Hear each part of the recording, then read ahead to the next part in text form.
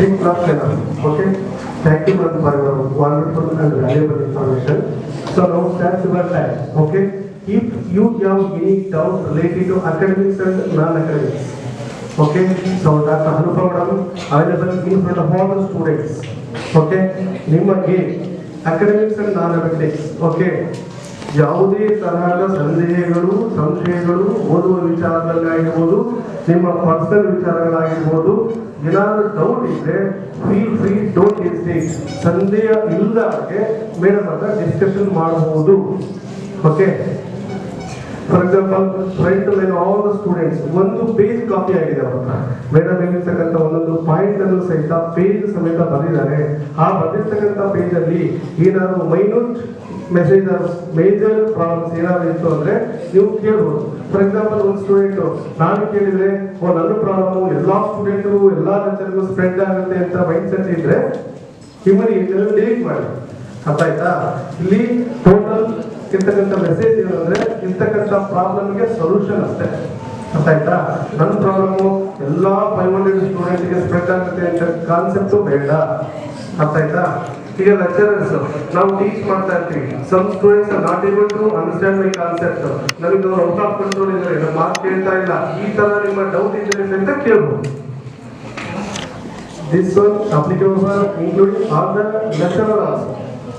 Okay, ಅದಕ್ಕೆ ಕೆಲವು ಸಲಹೆಗಳು ಸಜೆಷನ್ಸ್ಗಳು ನಾವು ಮೇಡಮ್ ಕಡೆಯಿಂದ ತಿಳ್ಕೊಬಹುದು, ಪಡಿಬಹುದು. ಓಕೆ, ಎನಿಬಡಿ ಫಸ್ಟ್ ಏನು ಲೆಕ್ಚರ್ ಕಡೆಯಿಂದ ಸ್ಟಾರ್ಟ್ ಆಗಿದೆ, ಮತ್ತೆ ಹೆಸಿಟೇಟ್ ಆಗ್ತಿದ್ದಾರೆ. ಈ ತರ ಮಕ್ಕಳು ಹೀಗಿದ್ದಾರೆ, ಅವ್ರು ನಮ್ಮ ಕೈಲಿ ಹ್ಯಾಂಡಲ್ ಮಾಡಕ್ ಆಗ್ತಾ ಇಲ್ಲ, ಅದಕ್ಕೆ ಮೇಡಮ್ ಕಡೆಯಿಂದ ನಾವು ಏನ್ ಸಜೆಷನ್ ತಗೋಬಹುದು. Hello boy, don't make noise.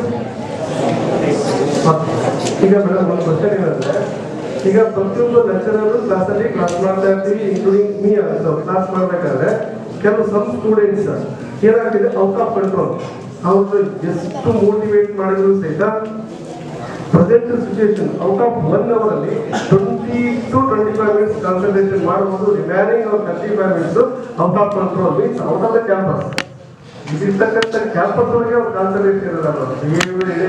So mail call the parents, father, mother, motivation, everything is completed, but ಇಲ್ಲೋ ದೇರ್ ಔಟ್ ಆಫ್ ಕಂಟ್ರೋಲ್. ಈ ತರ ಒಂದು ಪ್ರಾಬ್ಲಮ್ ಇದೆ. ನಾವು ಇರ್ತಕ್ಕಂಥ ಇದು ಲೆಕ್ಚರರ್ಸ್ ಪ್ರಾಬ್ಲಮ್ ಆಗುತ್ತೆ. ನಾವು ಪ್ರೆಸೆಂಟ್ ಇಲ್ಲ, ಫಾರ್ ದ ಪಾಸ್ಟ್ 3-4 years ಇಂದ ಈ ಪ್ರಾಬ್ಲಮ್ ಫೇಸ್ ಮಾಡ್ತಾ ಇದ್ದೀವಿ. ಸ್ವಲ್ಪ ಸಲಹೆ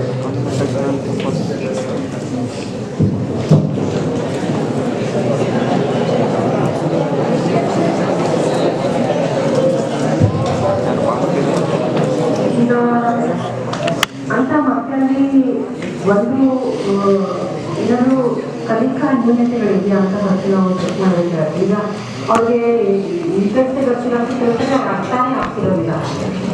ಆ ಥರ ಇದ್ದಾಗ ಅವ್ರನ್ನ ಎಲ್ಲ ಮಕ್ಕಳ ಜೊತೆ ಹೇಳ್ಕೊಟ್ಟಾಗ ಅವ್ರಿಗೆ ಅದನ್ನ ಅರ್ಥ ಮಾಡ್ಕೊಂಡು ತಪ್ಪಿರಲ್ಲ, ಅವಾಗ ಮನಸ್ಸು ಆಟೋಮ್ಯಾಟಿಕಾಗಿ ಡಿಸ್ಟ್ರಾಕ್ಷನ್ ಜಾಸ್ತಿ ಆಗುತ್ತೆ. ಸೊ ಆ ಥರ 1-2 ಮಕ್ಕಳು ಇದ್ದಾಗ ಅವರು ಫುಲ್ ಕ್ಲಾಸನ್ನೇ ಡಿಸ್ಟರ್ಬ್ ಮಾಡ್ತಾರೆ. ಸೊ ಅಂಥವ್ರಿಗೆ ಸ್ವಲ್ಪ ಬೇರೆ ಅಟೆನ್ಷನ್ ಕೊಡೋಕ್ಕೆ ಸಾಧ್ಯ ಆದರೆ ಅದು ಉತ್ತಮ ಅಂತ ಅನಿಸುತ್ತೆ. ಇನ್ನೊಂದು ಈ ಮೋಟಿವೇಶನ್ ಇನ್ಕ್ರೀಸ್ ಆಗಲಿಕ್ಕೆ ಅದು ಅವರಿಗೆ ಓದೋದ ಅವಶ್ಯಕತೆ ಅನಿಸ್ಬೇಕು. ಈಗ ಓದಿದ್ರೆ ನಡೆಯುತ್ತೆ, ನನಗೆ ಆರೋಗ್ಯದಲ್ಲಿ ಪಾಠ ಆಗ್ತೀನಿ, ಅಥವಾ ನಾನು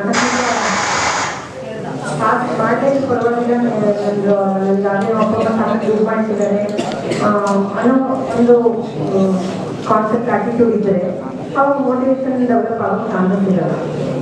ಇದು ಓದೋ ಅವಶ್ಯಕತೆ, ನಮ್ಮ ಮುಂದಿನ ಜೀವನಕ್ಕೆ ಇದು ಅವಶ್ಯಕತೆ ಇದೆ ಅಂತ ಅನಿಸಿದಾಗ, ನೀವು ಸಾಧಿಸಬೇಕು ಅಂತ ಮನಸ್ಸು ಮಾಡಿದಾಗ ಅಷ್ಟೇ ಮೋಟಿವೇಶನ್ ಹೋಗ್ತದೆ. ಸೊ ಕೆಲವು ಸರಿ ಇದು ಬರೀ ಟೀಚರ್ಸ್ ಪ್ರಾಬ್ಲಮ್ ಆಗಿರಲಿಲ್ಲ, ಮಕ್ಕಳ ಕಡೆಯಿಂದ ಅಥವಾ ಅವ್ರಿಗೆ ಬೇರೆ ಏನೋ ಹೊರಗಡೆ ಡಿಸ್ಟ್ರಾಕ್ಷನ್ಸ್ ಇದೆಯಾ ಅಥವಾ ಇಮೋಷನಲ್ ಪ್ರಾಬ್ಲಮ್ಸ್ ಇದೆ. ಕೆಲವು ಸರಿ ಮನೇಲೇನೋ ಪ್ರಾಬ್ಲಮ್ ಇದ್ದರೆ ಮಕ್ಕಳಿಗೆ ಯೋಚನೆ ಮಾಡ್ತಿರ್ಬೋದು, ಅಥವಾ ಫ್ರೆಂಡ್ಸ್ ಎಲ್ಲ ಏನೋ ಜಗಳ ಆಗಿರುತ್ತೆ ಅದನ್ನೇ ಮನಸ್ಸಲ್ಲಿ ಕೊಡ್ತಾ ಇರ್ಬೋದು. ಸೊ ಆ ಇಂಡಿವಿಜುವಲ್ ಮಕ್ಕಳಿಗೆ ಏನು ಬೇರೆ ಏನೋ ಸಮಸ್ಯೆ ಇದೆಯಾ ಅನ್ನೋ ಯೋಚನೆ ಮಾಡಬೇಕಾಗುತ್ತೆ. ಮತ್ತು ಕೆಲವು ಸರಿ ಈ ಶಾಲೆಗಳೇ ಕೆಲವು ಮಕ್ಕಳು ನಮ್ಮ ಹತ್ರ ಕಲಿಸಿದ್ದಾರೆ, ಅವ್ರಿಗೆ ಕಲಿಕಾ ನ್ಯೂನತೆಗಳಿತ್ತು ಒಂದು. ಆಮೇಲೆ ಕೆಲವು ಚಟಗಳನ್ನು ಕಲಿಸಿದ್ರು. ಸೊ ಸ್ಮೋಕಿಂಗು ಆ ಥರದ್ದು ಮುಂಚೆ ಒಂದೆರಡು ವರ್ಷಗಳ ಹಿಂದೆ ಅಂತ ಅನ್ಸುತ್ತೇವೆ. ಸೊ ಆ ಥರದ್ದು ಏನೋ ತಡೆಗ ಡೆವಲಪ್ ಆಗಿರುತ್ತೆ. ಸೊ ಮೈಂಡು ಪೂರ್ಣವಾಗಿ ಓದಿನ ಮೇಲೆ ಗಮನಕ್ಕೆ ಅವ್ರು ಆಗ್ತಿರಲಿಲ್ಲ. ಸೊ ಏನು ಕಾರಣ ಒಂದು ಇಂಜಿನಿಯರ್ ಟೈಮಲ್ಲಿ ಅಂತ ಕೆಲವು ಮಕ್ಕಳಾದರೆ ಅಂಥವ್ರನ್ನ ನಾವು ಇವಾಲ್ಯೂಯೇಟ್ ಮಾಡಿ ಇದು ಮಾಡಬೇಕಾಗುತ್ತೆ.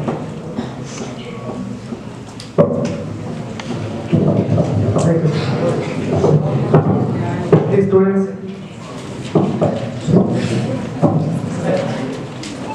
ನಾನು ಒಂದು ಕ್ವಶನ್ ಕೇಳಬೇಕು ನಿಮಗೆ. ಇವಾಗ ಸ್ಟೂಡೆಂಟ್ಸು ಪದೇ ಪದೇ ಮಿಸ್ಟೇಕ್ಸ್ ಮಾಡ್ತಾರೆ ಅಂತ ಅನ್ಕೊಳ್ಳೋಣ.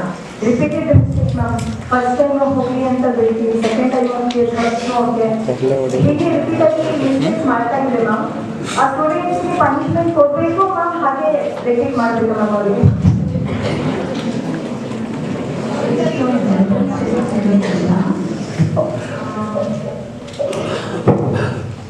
ಟೀಚರ್ಸ್ಗೆ ಡಿಸೈಡ್ ಮಾಡಬೇಕಾದ್ರೆ ಪನಿಷ್ಮೆಂಟು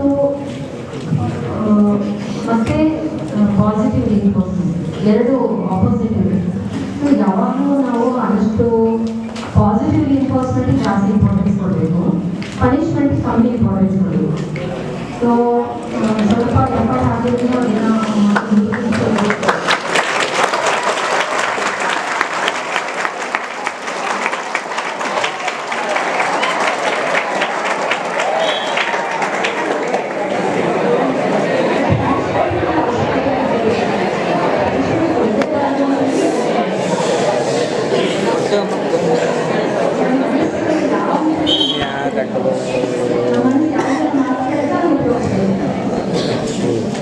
ಪಾಸಿಟಿವ್ ರಿಇನ್ಫೋರ್ಸ್ಮೆಂಟು ಅವಶ್ಯಕತೆ ಇದೆ.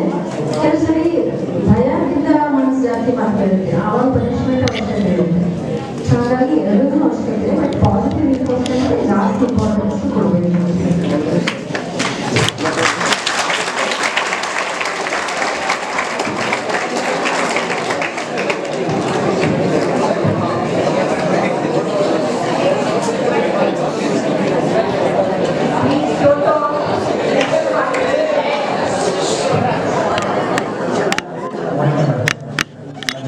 Students are writing competitive exams now.